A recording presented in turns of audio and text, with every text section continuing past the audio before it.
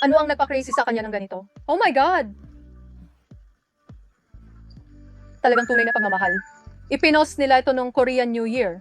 Lisa, Rosie, Jenny, Jesu. Ang ganda. Isang natatanging peel-off film na sariling gawa ni Lingdang. Nahilig na rin ako sa peel-off film. Kahit hindi ito kuha in real time, maganda pa rin talaga. Wakuku ay.